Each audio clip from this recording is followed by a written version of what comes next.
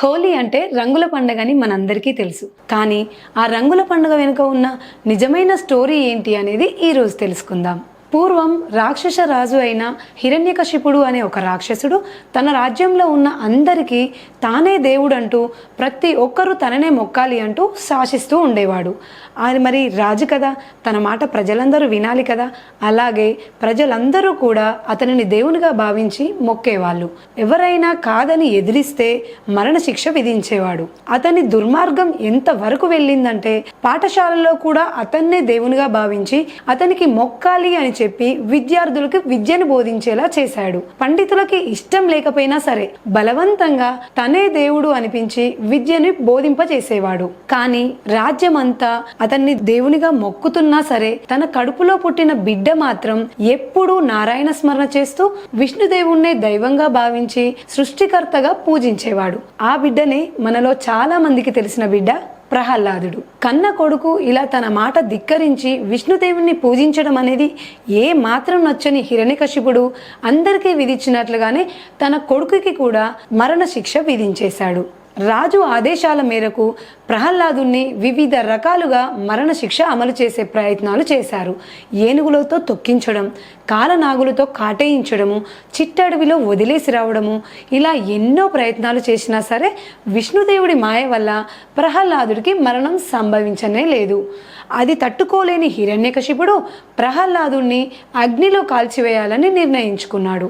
కానీ పిల్లవాడు అగ్ని నుండి బయటికి వెళ్లకుండా ఉండాలి అంటే తన సోదరి అయిన హోలికాని సాయం అడిగాడు. అప్పటికే హోలికాకి అగ్నిలో కాలకుండా ఉండే ఒక వరం ఉందన్నమాట. ఆ వరం వల్ల తాను అగ్నిలో కూర్చున్నా సరే కాలిపోదు అని ఆలోచించి తన కుమారుడైన ప్రహ్లాదుని తన ఆజ్ఞ మేరకి మరణశిక్ష అమలు చేసేలా ప్రహ్లాదుని పట్టుకొని హోలికాని అగ్నిగుండంలో కూర్చోమని చెప్పాడు.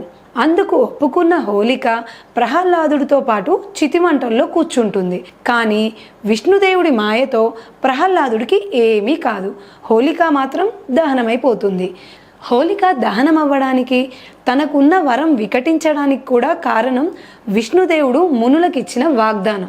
అప్పటికే హోలిక దేవుళ్ళని మునులని అనేక రకాలుగా బాధ పెడుతూ హింసించేది.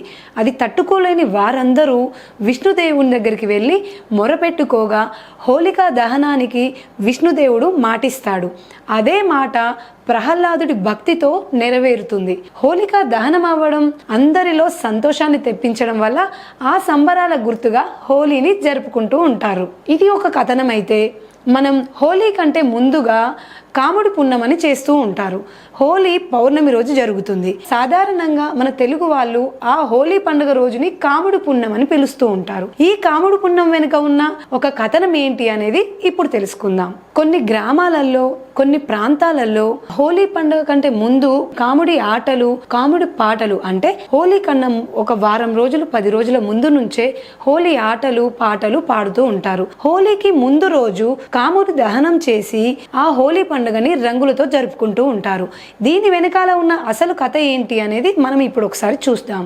పూర్వం తారకాసురుడు అనే ఒక రాక్షసుడు ప్రజలని, దేవుళ్ళని, మునులని అనేక రకాలుగా బాధిస్తూ దైవ కార్యాలని నాశనం చేస్తూ ఉండేవాడు. అప్పటికే తారకాసురుడు శివుడికి పుట్టిన కుమారుడు మాత్రమే తనని చంపగలిగే వరం పొంది ఉంటాడు.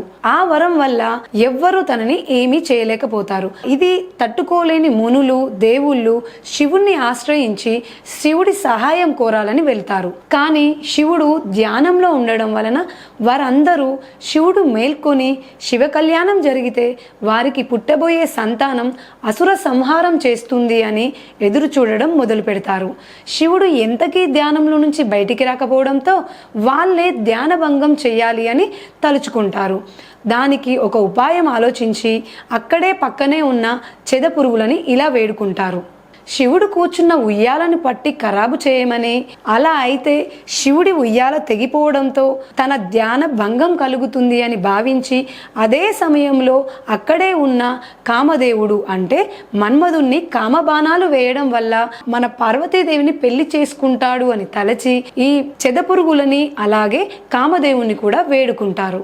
వారి విన్నపాన్ని ఆలకించిన చెదపురుగులు వెంటనే శివుడి కూర్చున్న ఉయ్యాలని పట్టి ఖరాబు చేయడంతో శివుడి కూర్చున్న ఉయ్యాల తెగిపోతుంది. అప్పుడు శివుడి యొక్క ధ్యానం భంగమైపోతుంది. అదే సమయంలో కామదేవుడు శివుడిపై కామబాణాలు వేస్తాడు. ఆ కామబాణాల తాకిడితో కోపగ్రస్తుడైన శివుడు మన్మధుణ్ణి మూడో కన్ను తెరిచి భస్మం చేస్తాడు.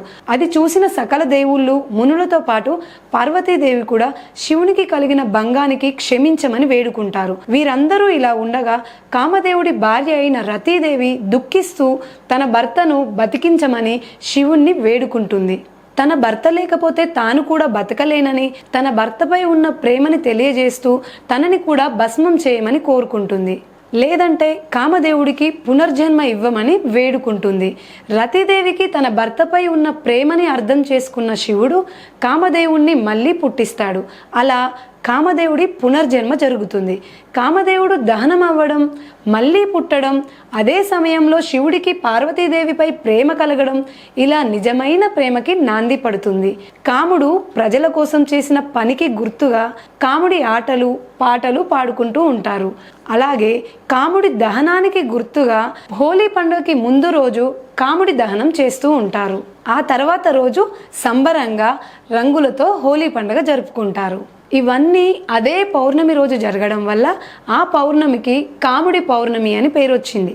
అదేనండి మన భాషలో కాముడి పున్నం అని. ఆ నిజమైన ప్రేమకి గుర్తుగా జరిగే సంబరాలే ఈ హోలీ పండుగలు. అయితే వీటన్నింటికన్నా ముందే హోలీ పండుగ ఉంది అని మీలో ఎంతమందికి తెలుసు? అవునండి, హోలికా దహనం అలాగే కాముడి భస్మం చేయడం కన్నా ముందు నుండే మనకి హోలీ పండుగ ఉంది. శ్రీకృష్ణుడు తన చిన్నతనంలో యశోదాదేవిని రాధ ఎందుకు అంత తెల్లగా ఉంది, నేనెందుకు ఇంత నల్లగా ఉన్నాను అని ప్రశ్నించాడట. ఆ ప్రశ్నకి సమాధానమిస్తూ యశోద రాధని నీకు ఏ రంగులోకి కావాలో ఆ రంగులోకి మార్చుకో అంటూ వివిధ రకాల రంగులని శ్రీకృష్ణుడికి అందజేస్తుందంట. అప్పుడు శ్రీకృష్ణుడు ఆ రంగులన్నీ తీసుకెళ్ళి రాధకి పూయడంతో పాటు అక్కడే ఉన్న ఎంతోమంది గోపికలకు కూడా ఎన్నో రకాల రంగులని వేస్తాడంట. అలా రంగుల పండగ మన శ్రీకృష్ణుడితోనే మొదలైపోయింది. మరి ఈ 3 స్టోరీలలో మీకే స్టోరీ నచ్చింది? మీరు ఏ స్టోరీకి కనెక్ట్ అయ్యారు? కామెంట్ చేయండి. వీటిని లైక్ చేసి మన ఛానల్ని సబ్స్క్రైబ్ చేసుకోవడం మాత్రం అస్సలు మర్చిపోవద్దు. మరొక మంచి వీడియోతో మళ్ళీ మీ ముందుకు వస్తాను.